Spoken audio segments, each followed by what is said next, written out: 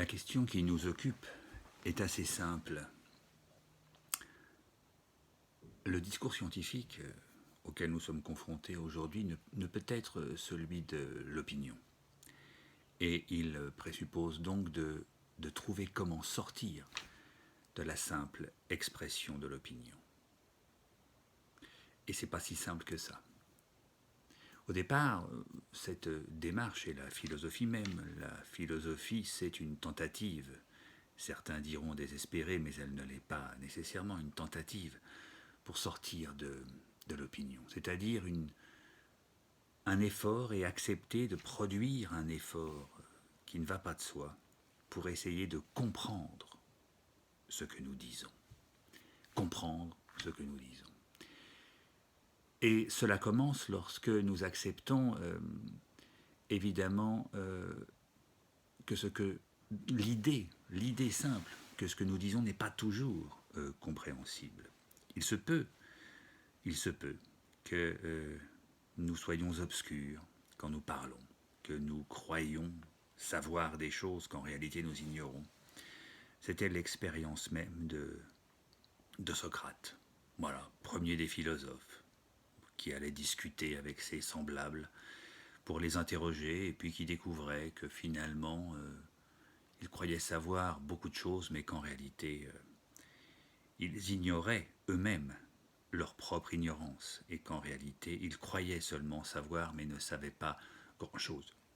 Alors, cette démarche, évidemment, n'était pas réjouissante pour les hommes. C'est jamais très agréable de découvrir qu'on croyait savoir des choses et qu'on se trompait, qu'on s'illusionnait soi-même. C'est pourquoi bon nombre des interlocuteurs de Socrate coupaient un peu court au débat et puis le renvoyaient un petit peu chez lui en disant « Bon, t'es gentil Socrate, mais tu nous casses un peu les pieds, rentre chez toi ». C'est un peu d'ailleurs toujours ce qui arrive aux philosophes. On voit bien qu'aujourd'hui, les quelques paroles qui essayent de se faire entendre dans l'espace public et médiatique sont assez vite reconduites. Hein. On les fait taire, en d'autres termes. On leur signifie une fin de non-recevoir. Alors, il y a un tas de procédés pour ça. Soit on les ridiculise, soit on les infamise, si tant est que ce mot puisse exister. Mais pourquoi pas? Voilà. Alors, essayons d'oublier Socrate et prenons conscience simplement qu'en réalité, on n'a pas tellement besoin de rencontrer Socrate pour découvrir que ce que nous disons n'est pas nécessairement compréhensible. Il suffit simplement de rencontrer des gens et de leur parler, parce que finalement, nous nous rendons compte tous les jours que ce que nous disons n'est pas nécessairement clair. Il suffit pour cela que nous parlions avec quelqu'un et que nous regardions et que nous soyons attentifs à son froncement de sourcils quand nous lui parlons. Ouais, nous dit, mais je comprends rien à ce que tu viens de me dire. Voilà, donc on n'a pas besoin de Socrate pour ça, ou plus exactement, la plupart de nos interlocuteurs sont pour nous des Socrates, et il suffit parfois de parler avec eux pour comprendre que on n'en sait pas tellement, et qu'on en sait en tous les cas, ou qu'on croit en savoir plus que la réalité, et qu'en réalité nous ne savons pas grand-chose. Ça, c'est une première expérience fondamentale. Alors évidemment, si nous ne voulons pas partir du principe que nous ne parlons qu'avec des imbéciles, ce qui est une tentation évidemment à laquelle il faut résister, parce qu'on a vite fait de juger complètement imbéciles ceux qui ne nous comprennent pas. Et pourtant, peut-être bien que la faute est de notre côté, peut-être bien que c'est nous qui ne sommes pas aussi clairs que nous le pensons.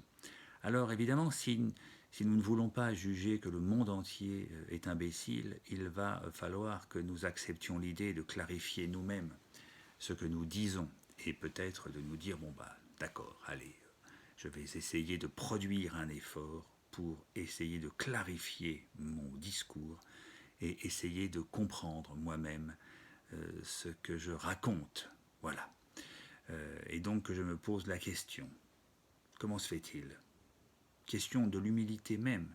Comment se fait-il que je puisse m'exprimer avec autant de confusion? Voilà. Et que je prenne une ferme résolution qui serait d'essayer de sortir de cette confusion. Voilà. Alors, évidemment, ça, c'est une question très compliquée. c'est une démarche un peu longue. Voilà.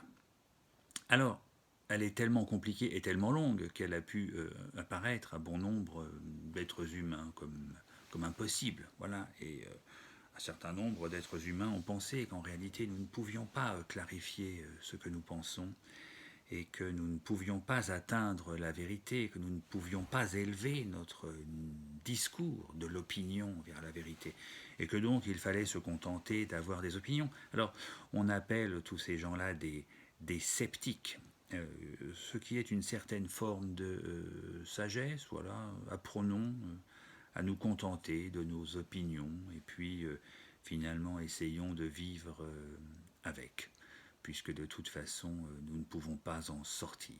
Voilà. Alors c'est une posture qui est évidemment possible, mais on voit bien que cette posture, dans des cas comme ceux que nous sommes en train de traverser, n'est pas tout à fait supportable. On ne peut pas accepter de se dire, bon bah d'accord, nous sommes confrontés à un virus dont nous ne savons rien. Voilà, alors certains pensent qu'il est grave, d'autres qu'il ne l'est pas. Voilà, bon, acceptons d'avoir des opinions et puis finalement, essayons de nous en contenter. Non, devant la vie et la mort, évidemment, on ne peut pas se contenter d'avoir des opinions. Il faut quand même essayer d'avoir un peu autre chose que des opinions. Et si nous pouvions élever notre discours et sortir un peu des opinions des uns et des autres, ou de la confrontation, voilà, de la parole gouvernementale, qui doute visiblement des propos du professeur Raoult, et puis des siens, qui dit mais non, mais moi je pense avoir trouvé la solution pour traiter le coronavirus. Bon, voilà. Nous regardons cela de l'extérieur et nous aimerions que la parole publique s'extrait un peu de ce débat d'opinion et tente de s'élever vers la vérité.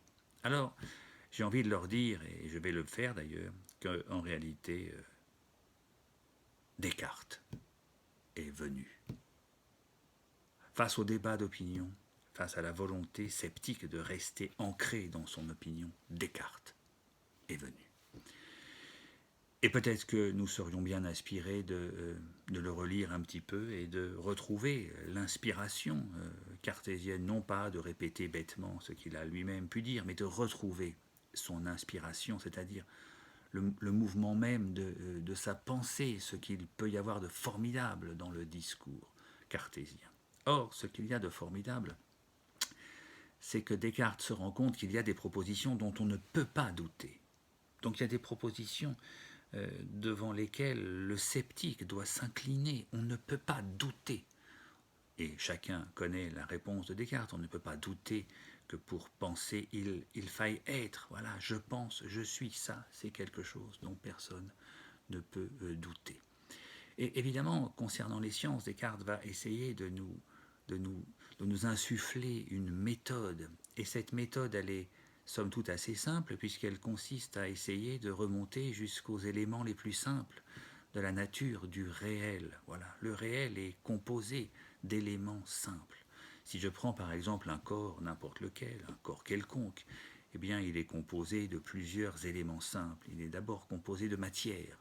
Voilà, il est composé de formes aussi. Il a une certaine forme, il est rond, il est allongé, il est triangulaire, il est ce que vous voudrez.